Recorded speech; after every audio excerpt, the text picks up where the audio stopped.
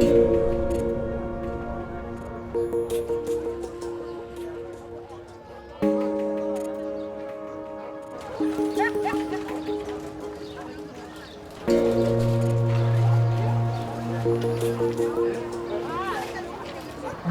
to think very carefully about how we organize the food system in our own places, because capitalism is not delivering here.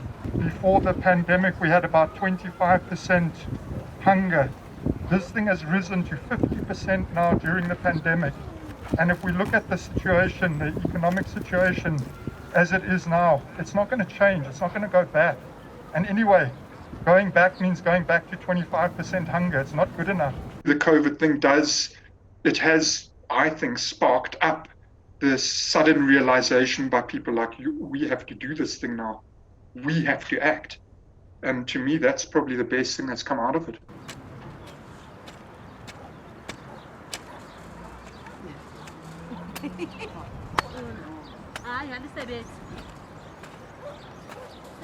We thought we needed to have something that is sustainable in terms of making sure that we can move beyond the distribution of food parcels. So the food gardening project was the only sustainable project.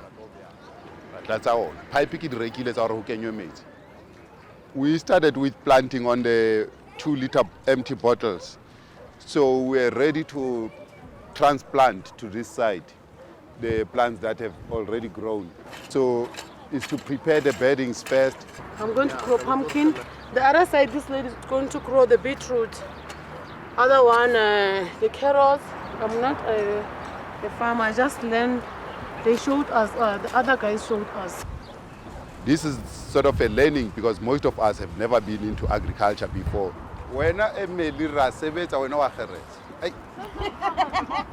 We didn't go to people and say, you must do a food garden. Suddenly, at a certain time, and it was around level 3, I think, people started thinking, how are we going to do this ourselves? How are we going to start producing? So suddenly you have this like surge of people wanting to produce food.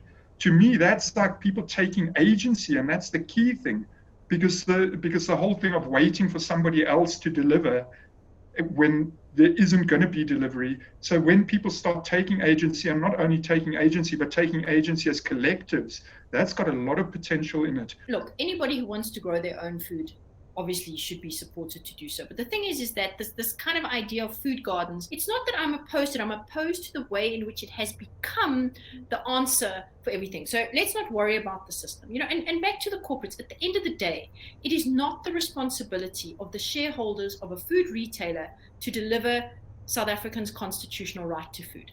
That is the responsibility of the state. It's not just about increasing the social grants so people can go and buy more food out of the system, which is fundamentally the problem to start off with. It's about understanding that the failures of land reform are directly related to the failures of the system that mean that people don't have enough to eat. Following the 2019 general elections, the President committed his administration to release state land for human settlement and agricultural development as part of government's contribution to land reform.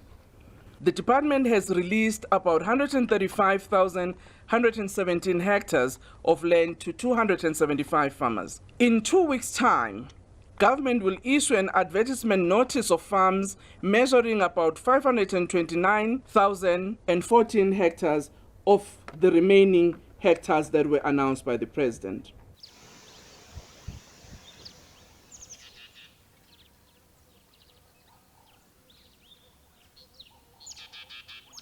I am happy for the farmers to get land, but what I am worried about is the false promises. I'm sitting in a state land with a farm that I cannot be farming because now the promises that were put are not there. One, the infrastructure, without fencing, without water, how do you farm? The 30-year list that we are having, it is only for subsistence. How can a 48-hectare farm be for subsistence? If we want to buy the farm, then they said, no, we need to change the list because we can't buy a subsistence one. It doesn't count at the banks. They won't give you money. That is why then we rely on the government for support. The government that does not have money and a lot of people are sitting with farms, 10 years holding farms. They're not assisted, they're not supported, they're just staying at the farms. Nothing is happening. And this one is the pump that was vandalized.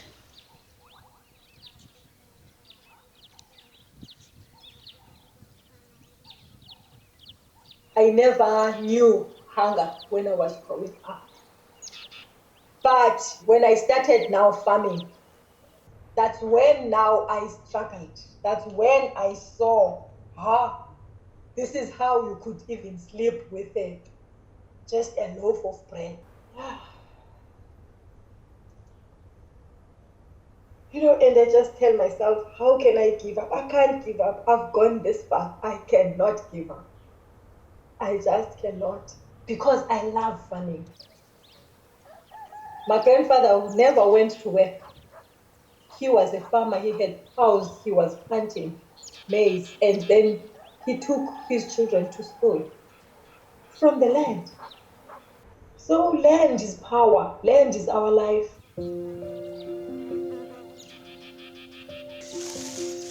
They are busy cutting because we're planning to start planting in this area. I know for a fact that even if I had little land that I was going to be working on whilst I'm waiting for funding elsewhere, I would do something. I'm a nurse educator by profession and would be talking of nutrition, but we never went to scrutinize the type of food that we are getting. And then until I was a farmer, and then I was trained on agroecology. If you talk of food sovereignty, you're talking of nutrient-dense food that is available, that is a choice, that is locally produced for the local people that are there. If then we were allowed to practice our food sovereignty, then it means that the Eastern Cape, and more especially where I am, there wouldn't be any hunger, because I would be planting the food for the people that are around here. And I am capable of doing that as long as I'm getting support. Okay, come through designing the land. It's more about putting the different components together. And when you have different components together, these components, they help each other. So this one, it's a vegetable garden. It gets also manure from the geese. And as you go there, we have a nursery. And from the nursery, we have like a communal garden. And then we have a chicken area. And then we have bees. So in this system, we are having these elements to support each other and provide the training that we want to emphasize to the farmers, to the local people. I think the way forward now is agroecology nodes in different provinces, places where you can support agroecology production, training, not only training, but also peer-to-peer learning, input supply. I think that local nurseries is one of the real opportunities, because nurseries tend to be quite far away and people are paying a lot of money on transport and can't always get what they need. Localized processing, small millers, small bakers, and then markets, and then links to organized communities. That's where we need to be going. Very practical, localized initiatives, but interconnected, networked with each other. Yeah. And over time, you move away from the big corporates and towards supporting a more local, diversified economic structure.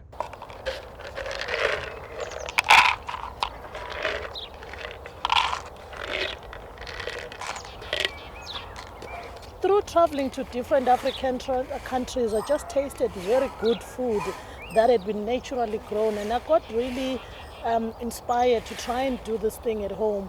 But I also remembered from growing up down in Mpumalanga how good the food was, and it had been just grown very simple. And I really wanted to go back and reconnect with the past and give people an opportunity to eat clean, healthy and nutrient-dense food. That's how I became a farmer, and I quit my job as a marketer in a corporate and got into farming full-time. Plant the sorghum together with the beans, and then remember these beans, they climb, so they must be next to the maize. We've got to make sure that we're growing crops that are drought resistant, doing stuff that is climate smart. A lot of the African stuff, it is adaptable to the environment, and it was really meant for this region. So it just makes a lot of sense to grow that stuff.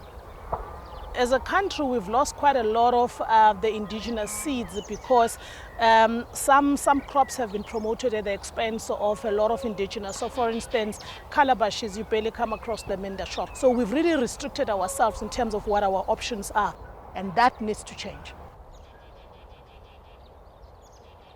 Here you've got a wide range of seeds. We have got the Zindlubu, which are the Yugo Bambara beans. We've got 2 different types of cowpeas. Your regular retail store, you will not more than four different types of beans in the shelves, and yet there's over a couple of hundreds of beans across the continent, which is a great source of nutrients.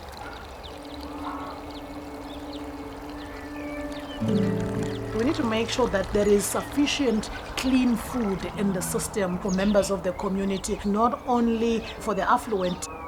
We need every person that knows how to grow food to go out there and assist people. Our children need to know about where food comes from and how to produce their own food. We need to get to a stage that says there is going to be these rural markets in different parts of the country, across the country. We just need to create those local markets. We need to get back to those basics. We need some social solidarity around this. So, even if you're a person who's not a hungry person and doesn't have to worry about putting food on the table, you need to understand that this is also your problem. And that you have a strong vested interest in a sustainable solution. Whether it's the public healthcare burden, whether it's levels of violence, whether it's the simple immorality of it, whether it's the fact that the social fabric will finally tear apart. This is your problem. So we do need a broad-based alliance. And if we made our food system more socially just and more equitable, I think that would in turn fundamentally transform our society.